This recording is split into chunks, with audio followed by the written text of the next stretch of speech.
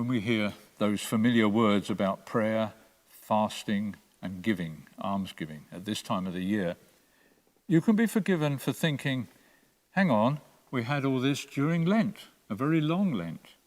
Are we back to this already? We might feel that we need a bit of encouragement to be happy about our faith, instead of being so introspective all the time. That's certainly true, but it can be a danger. We tend to associate fasting with Lent, and perhaps giving with Christmas. And prayer? As for prayer, the skeptical might say, well, that's for when all else has failed. But that's the point. Jesus doesn't say, if you give or pray or fast, but when you give, fast or pray. It's a continuous way of living, close to Jesus. It is not optional. Secondly, how and why do we do things matters a great deal to Jesus.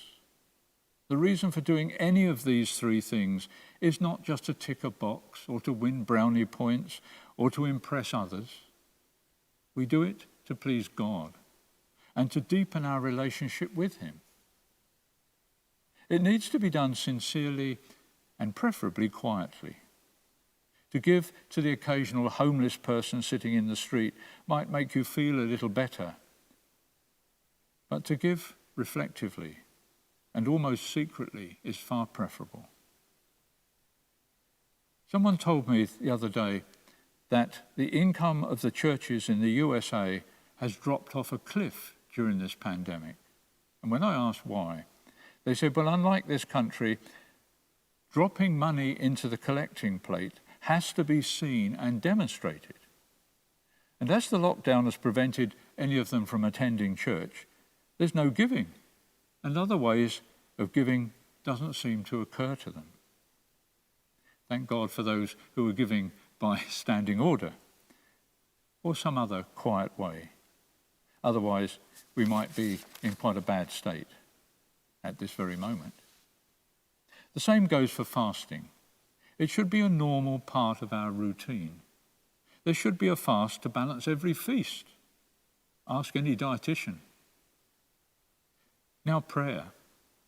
That should be easy to decide because St. Paul tells us to pray continuously.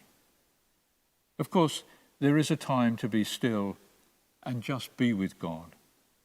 A few people this week have managed to come into this church, which we opened on Monday, now that we open just for private prayer, no services.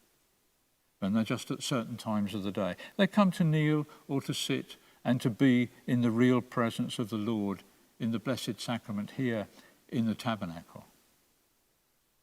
So many have endured that enforced fast from that, being with our Saviour in his real presence. Our church is a fairly big church, so you might come in almost unnoticed and quietly.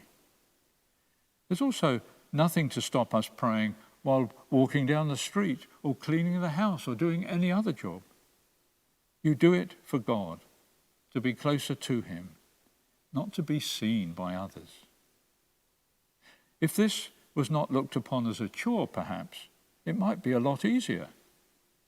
Let us not worry about doing these things, but just get on and do them. After all, the Lord himself has asked us to do it as part of our love for God and his love for us. Let's do all these things cheerfully and with a smile.